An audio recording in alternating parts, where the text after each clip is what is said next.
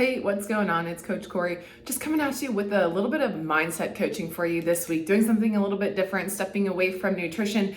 But I think that mindset is maybe one of the most important things we can do or coach or develop as an individual, even over our nutrition. We can't really approach nutrition or anything else unless we have the proper mindset. So just some quick coaching on that here today. So let's just dive right in.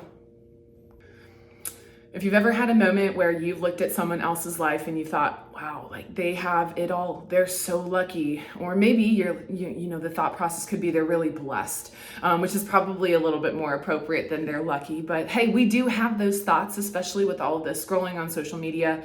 Or maybe you can think of a time you were watching somebody's athletic performance, and you just thought, oh my gosh, they made that look so easy.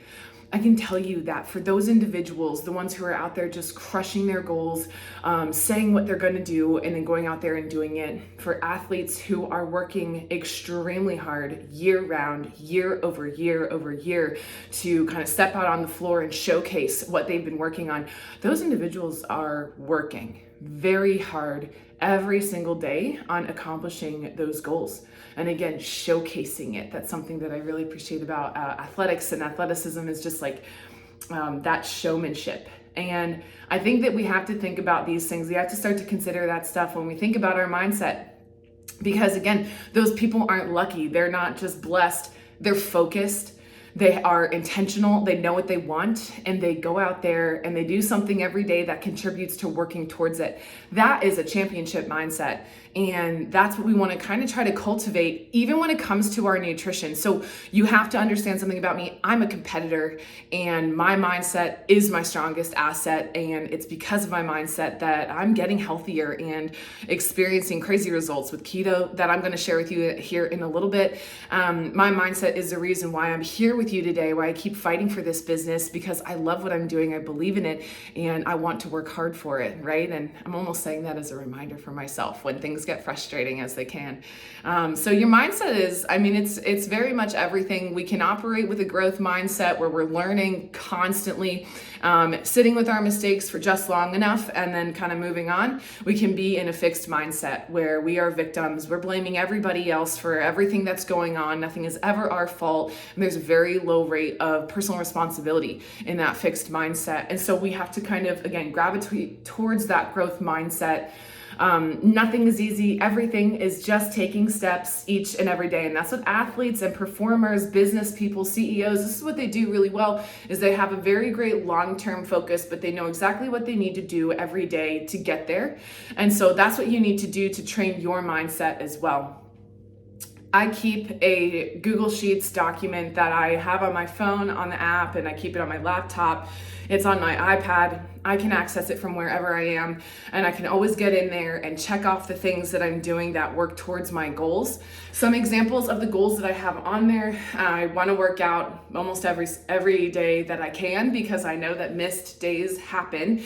Whether I get into my work and I'm in the flow, and then suddenly it's 3 p.m, I didn't eat right, drink right, water-wise, and now I have to, kind of skip my workout because I didn't prep properly, right? So there's this list of things that I want to do every day, and working out is on there. Mobilizing and take care of my body and prioritizing recovery is on there. Staying hydrated, eating carnivore, taking care of my dogs, cleaning or doing some kind of house chore is on there, because I'm not really a homemaker, but I'm trying hard. What else is on my list? Read. I want to read or learn something daily. So depending on that, and I define what a win is for me. So when I look at my sheet, an example of getting a workout in that sometimes is a workout and sometimes not is surfing. If we go out surfing, if I'm in the water for 30 minutes, that's not really a workout. Let's be honest. Like, I just know that I want to get something a little longer or more intense in. So 30 minutes isn't a workout. So for me, my limit there is an hour. If I'm in the hour and paddling around and actively trying to catch waves, then that surf session can count as a workout for me, and I'll check that box. So you define what your win is, you define what's good enough, and then you also get to define, when you go above and beyond, and when you get something else done, or when you pour more energy into it. So have a list of these things that you want to do every day that helps you work towards your goals, and it just keeps you on track, and you'll become obsessed with getting in that document or app, whatever it is for you. that allows you to kind of go in there and literally check off boxes or take notes and keep track of where you're at. So I think tracking is really important when it comes to training your mindset and really controlling what you can control. So I can't express enough how important that is. James Clear just came out with an awesome app called Atom, and I highly recommend that you grab that if you're not someone to create your own Excel spreadsheet. The app does an excellent job of helping you get in there and check off your habits with some really cool feedback and features that kind of like that you get that dopamine hit and you're on your way. You want to keep getting that hit of dopamine. So have some way of tracking, have your small goals with that endpoint in mind, and always be kind of ready to pivot on what the strategy in between is. Define what your wins are, define what's not quite good enough, and think about how you can always set your future self up for success rather than kind of leaving that off as, that's future me's problem or kind of whatever we say in those moments. There's a lot of work that's being done, kind of behind the scenes when it comes to our mindset. And so you want to just practice consistency, and that's where the tracking is really going to come into play.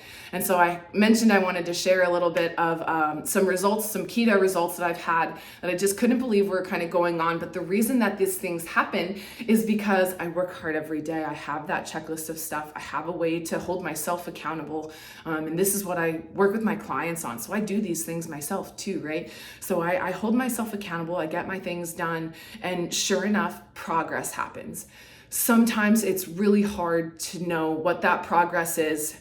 When it comes to your nutrition, especially this healing process that is kind of enabled on keto and carnivore nutrition strategies, we don't always know what's going on, and it doesn't always feel like something is going on. And so it can be really hard to stick to because we might plateau, we might level out. There might be obviously things going on biologically that we can't keep track of. We don't know what's going on.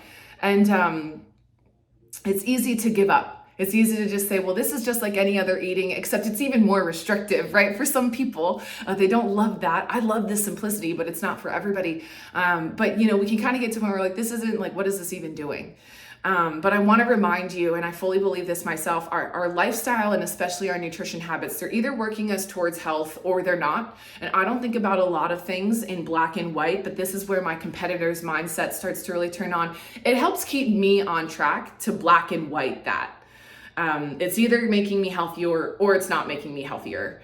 Not everything should be black and white like that. I think that I encourage you to think on a continuum or on a spectrum in shades of gray. I encourage that more than anybody almost.